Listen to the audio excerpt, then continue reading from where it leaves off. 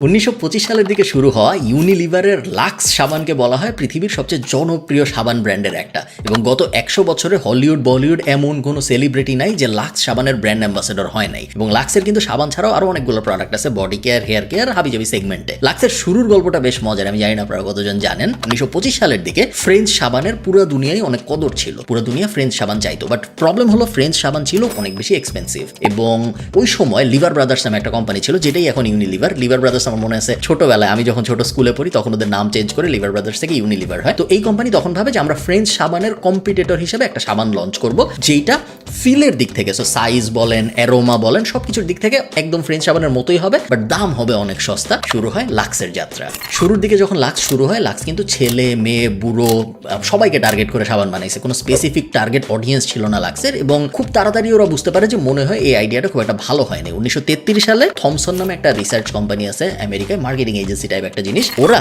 একটা মজার কাজ করে, জিনিসটা একটু গিমিকি, আমি রেকমেন্ড করবো না আপনারা এরকম কিছু করেন। ওরা হলিউডের, আমি এক্সাক্ট নাম্বারটা মনে করতে পারছি না, 430 জনের মতো সেলিব্রিটিকে ওরা লাক্স সাবান পাঠায় এবং বলে যে লাক্স সাবানটা আপনি পেয়েছেন নাকি আমাকে জানাবেন। ভালো মন্দ এরকম কিছু কিন্তু বলে না, রিভিউ টিভিউ দিতে বলে না, বলে যে পেয়েছেন নাকি জানাবেন। এবং বেশিরভাগ মানুষই যেহেতু ভদ্র, তারা রিপ্লাই দিয়ে বলে হ্যাঁ আমি আপনার সাবান পাইছি। এরপরে এই থমসন এজেন্সিটা একটা ক্যাম্পেইন সাজায় যে হলিউডের প্রত্যেক 10 জনের 9 জনের বাসায় এই লাক্স সাবান আছে। এবং কথা সত্য, আমার কথা পুরোপুরি সত্য না, if you know what I mean. 60-এর দশক আসার আগেই, সো 1925-এর দিকে লাক্স শুরু হয়, এবং 60 খুব বেশি দিন না, 25 বছরের একটু বেশি, 30-35 বছর এর মধ্যেই লাক্স সাবান পৃথিবীর 1 নাম্বার সাবান হয়ে যায়। এবং তখন ওরা ভাবে যে আচ্ছা আমরা হলিউডে, আমেরিকান মার্কেটে অনেক ভালো করতেছি, এখন আমরা রিজিওনাল মার্কেটগুলোয় ভালো করা শুরু করবো, এবং রিজিয়ন ধরে ধরে আমরা ওই রিজিয়নের ইনফ্লুয়েন্সার, ওই রিজিয়নের অ্যাক্টর অ্যাক্ট্রেসদের টার্গেট করে টিভি অ্যাড বানাবো এবং প্রিন্ট অ্যাড বানাবো। আপনি যদি ইউনিলিভারের হিস্ট্রি দেখেন, দেখবেন ওরা টিভি অ্যাডের অনেক বড় ফ্যান ছিল। নাইকি টাইপ কোম্পানি যেরকম আপনি ফিল নাইটের বইতে দেখবেন যে ওরা অ্যাডভার্টাইজমেন্টের ক্ষেত্রে ইনফ্লুয়েন্সার মার্কেটিং টাইপ জিনিসপত্র বেশি পছন্দ করতো, টিভি অ্যাডটা অত পছন্দ করতো না। ইউনিলিভার পুরো উল্টা, ওদের পুরো ধ্যান জ্ঞানী ছিল যে মার্কেটিং হবে, আমরা টিভিতে অবশ্যই অ্যাড চালাবো। ও একটা মজার ব্যাপার, এটা আমি জানাই রাখি আপনাদের, আমরা অনেকের ভালো লাগবে বিষয়টা, যে লাক্স মাঝখানে একবার ভাবে যে আচ্ছা আমরা সবসময় মডেলদের দিয়ে অ্যাড বানাই, আমরা সবসময় নায়ক নায়িকাদের দিয়ে অ্যাড বানাই, এমন হলে কেমন হয় যে আমরা সাধারণ মেয়েদের দিয়ে অ্যাড বানাবো। সাধারণ মানুষ লাক্স ব্যবহার করে তাদের জীবনে কিরকম পরিবর্তন আসছে, ত্বক ভালো হয়েছে নাকি হয় নাই, এরকম একটা অ্যাড বানাবো, তাহলে কেমন হয়। ওরা এই জিনিস করে, বাট এই জিনিস খুব একটা ভালো পারফর্ম করে না।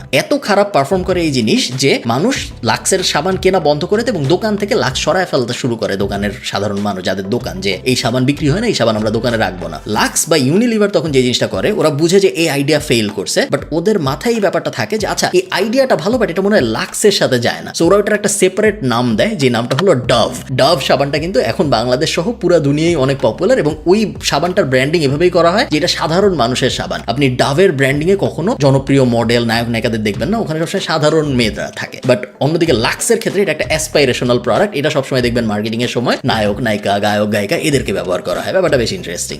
আচ্ছা, মজার গল্প মাত্র শুরু। 1964 সালে লাক্স বাংলাদেশের মার্কেটে প্রবেশ করে, তখনও বাংলাদেশ হয় নাই, 1964 সালের কথা বলতেছি। তো ভারতীয় উপমহাদেশের লাক্স ওই সময় বাংলাদেশে আসে এবং কবরই হয় লাক্সের প্রথম ব্র্যান্ড অ্যাম্বাসেডর। তার ঠিক কিছুদিন পরে বাংলাদেশের মার্কেটে আরেকটা সাবান লঞ্চ হয়, যে সাবানটার নাম হলো অ্যারোমেটিক হালাল সাবান। এই সাবানটা লঞ্চ করে যমুনা গ্রুপ। যমুনা গ্রুপের এই অ্যারোমেটিক সাবান, যেটা ট্যাগলাইন ছিল 100% হালাল সাবান, এই সাবান এত ভালো পারফর্ম করে বাংলাদেশের মার্কেটে যে ফিলিপ কটলার, আপনারা অনেকেই চিনেন, মার্কেটিং এর একদম গুরু টাইপ বলা হয়, এবং আমরা যখন মার্কেটিং পড়েছি ব্যাচেলরে ও মাস্টার্সেও, ফিলিপ কটলারের প্রিন্সিপাল অফ মার্কেটিং কিন্তু পড়ানো হয়। দুনিয়ার যে জায়গায় মার্কেটিং পড়ানো হয় সব জায়গায় এই টেক্সট বুকটা পড়ানো হয়। ফিলিপ কটলার ওনার বইতে এই অ্যারোমেটিক সাবানের রেফারেন্স দিছে, দিয়ে বলছে যে এটা একটা এক্সাম্পল যে কিভাবে 40 বছর 50 বছরের পুরানো এত বড় ইউনিলিভারের মতো একটা ব্র্যান্ডের এত জনপ্রিয় একটা সাবানকে অ্যারোমেটিক সাবান হালাল মার্কেটিং এর অ্যাঙ্গেল দিয়ে খুব সহজেই একদম ধসায় ফেলতে পারে।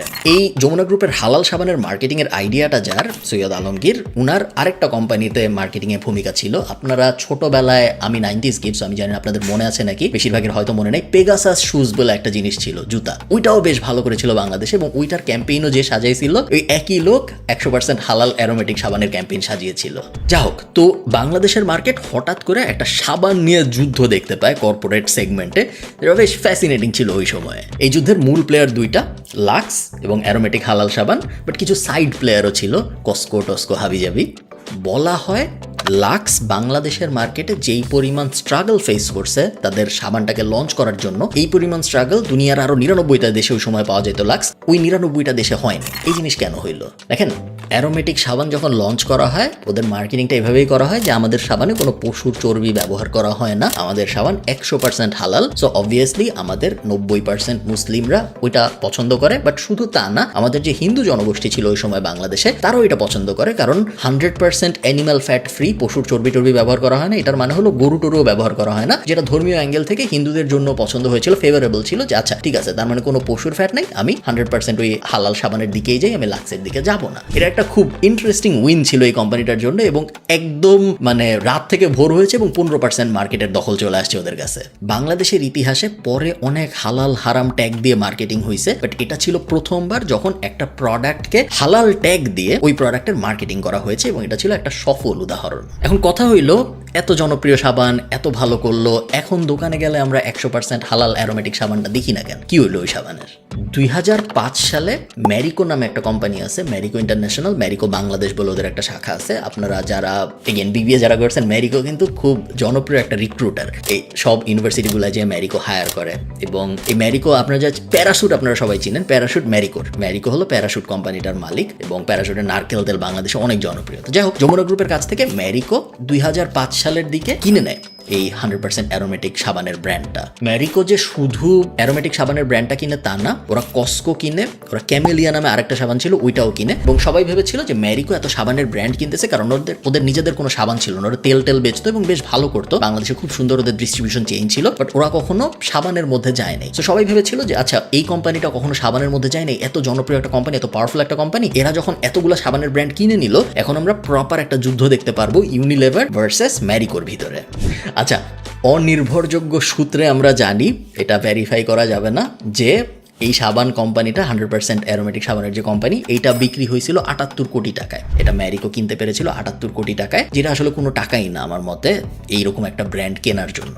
যখন ম্যারিকো এই সাবানের কোম্পানিগুলো কিনে, তখন ইউনিলিভার খুব সিরিয়াস হয়ে যায় ওদের মার্কেটিং নিয়ে। ওরা ভাবে যে আচ্ছা এত বড় আরেকটা কোম্পানি কিনছে, যমুনা গ্রুপ অত বড় ছিল না ওই সময়, সো কম্পিটিশন এখন মনে হয় আর অনেক সিরিয়াস হবে, এবং ইউনিলিভার লস করে করে লাক্সের প্রমোশন করা শুরু করে, ক্রেজি স্টাইলের প্রমোশন। 1997 সালে লাক্স শুরু করে Lux Anandadhara miss photogenic beauty contest, যেটা ছিল বাংলাদেশের মার্কেটে প্রথম বিউটি কন্টেস্ট যেটা জনপ্রিয় হয়। এবং এই বিউটি কন্টেস্টের নাম হয়তো আপনারা কেউ শুনেন নাই, আমিও শুনিনি এই রিসার্চের আগ পর্যন্ত, বাট এই বিউটি কন্টেস্ট থেকে যারা বের হয়ে আসছে তাদের নাম আমি এখানে লিখে রাখছি, তাদেরকে আপনারা চিনেন। এখান থেকে বের হয়ে আসছে অপি করিম, মৌসুমী এবং তিন্নির মতো মডেল, যারা পরবর্তীতে বাংলাদেশের জনপ্রিয় মডেল হয়েছে প্রত্যেকেই। 1997 সালে ওই জিনিস শুরু হয়, তার কিছুদিন পরে লাক্স শুরু করে Lux channel I superstar type আরেকটা জিনিস, যেটাও একটা মডেল হান্টিং জিনিস, এবং ওটাও ব্যাপক জনপ্রিয়, যেটা এখন প্রত্যেক বছরই হয়। এই জিনিসগুলো করতে করতে সৌন্দর্য এবং লাক্স এই দুইটা একদম সিনোনিমাস হয়ে যায়, যে সৌন্দর্য মানেই মনে হয় লাক্স, যদি আমি সুন্দর হইতে চাই তাহলে মনে হয় আমার লাক্স সাবান ব্যবহার করতে হবে।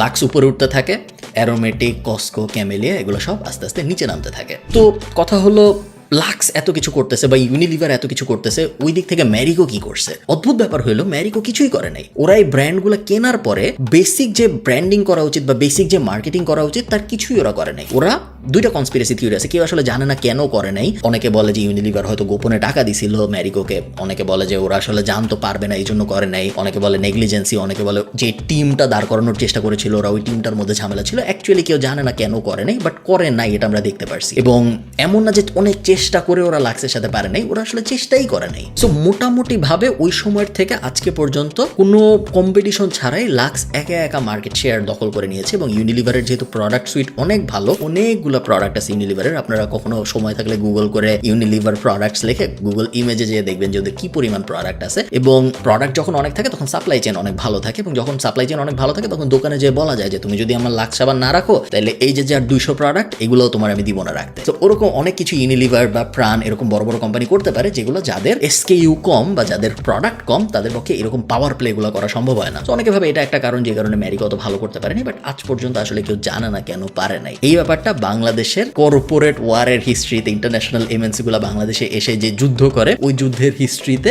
একটা আনফিনিশড মিস্ট্রি টাইপ ব্যাপার, যেটা আমরা আগে জানি না যে কি হয়েছে। আপনাদের কি মনে হয় আমাকে জানাবেন যে আসল কাহিনীটা কি, কেন এরকম হইল এবং কেন লাক্সের সাথে প্রতিদ্বন্দ্বী হিসেবে কেউ দাঁড়াইতে পারলো না। এমন কিন্তু না যে লাক্সের ব্র্যান্ডিং আরবান সমাজে খুব স্ট্রং। আপনি যদি একজন আরবান মানুষ হয়ে থাকেন, আপনার মা, আপনার গার্লফ্রেন্ড, আপনার বউ, আপনার বোন, এরা কেউ লাক্স ব্যবহার করে এই চান্স কম আমার ধারণা। আপনি তাদেরকে জিজ্ঞেস করে দেখেন, বা আপনি যদি সে নিজে হন তাহলে আপনি নিজে চেক করে দেখেন যে আপনি লাক্স ইউজ করেন, এই চান্স কম। একটু আরবান সমাজের বাইরে যদি আমরা যাই, লাক্স বলেন, প্যারাশুট বলেন, এই প্রোডাক্টগুলো বা ম্যাজিক টুথ পাউডার, আমি যখন ছোটবেলায় পড়ছিলাম ম্যাজিক টুথ পাউডার প্রত্যেকদিন 1 কোটি টাকার বিক্রি হইতো, এবং ভয়ঙ্কর ব্যাপার ছিল যে আমি জীবনে কোনোদিন ইউজ করিনি এরকম একটা প্রোডাক্ট প্রত্যেকদিন এত কোটি টাকার বিক্রি হচ্ছে। সো এই ব্যাপারগুলো আমার কাছে বেশ ইন্টারেস্টিং লাগে, এই কর্পোরেট সাইডের জিনিসপত্র। আপনাদের কেমন লাগে আমি জানি না। সো এই যে লাক্স ভার্সেস অন্যান্য ব্র্যান্ডগুলার একটা সাবান নিয়ে যুদ্ধ, এই ব্যাপারটা নিয়ে আপনাদের আজকে একটু জ্ঞান দিতে চাইছিলাম। ভালো থাকবেন সবাই, সবার সাথে আমার দেখা হবে পরের ভিডিওতে।